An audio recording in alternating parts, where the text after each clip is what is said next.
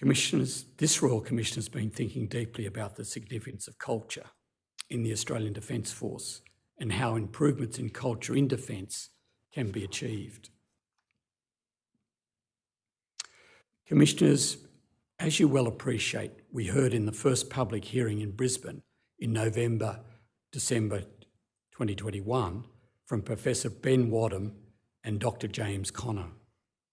Recently, in February 2023, Professor Wadham and Dr. Connor have had published a paper entitled Commanding Men, Governing Masculinities, Military Institutional Abuse and Organisational Reform in the Australian Armed Forces.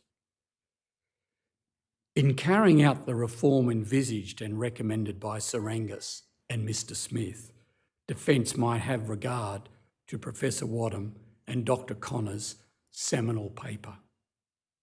We expect to hear further from Professor Wadham and Dr. Connor in future hearings. Workplace culture might be broadly spoken about as the shared values, belief systems, attitudes, and the set of assumptions that people in a workplace adopt. Culture is fundamental.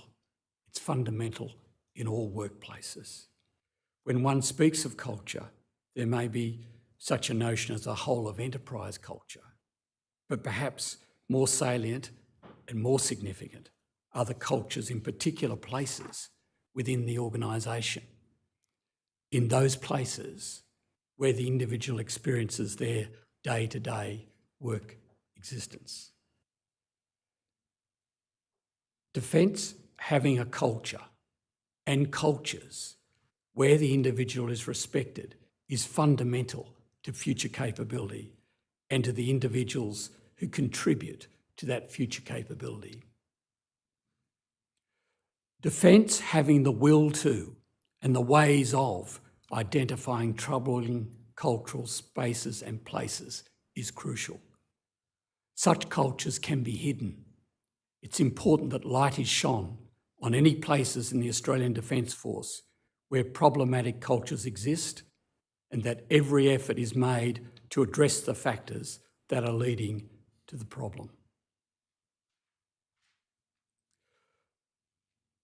The Royal Commission will be following closely how the government and the Australian Defence Force, in their implementation of the changes envisaged and the recommendations made by Sir Angus and Mr. Smith, are addressing workplace cultures in defence.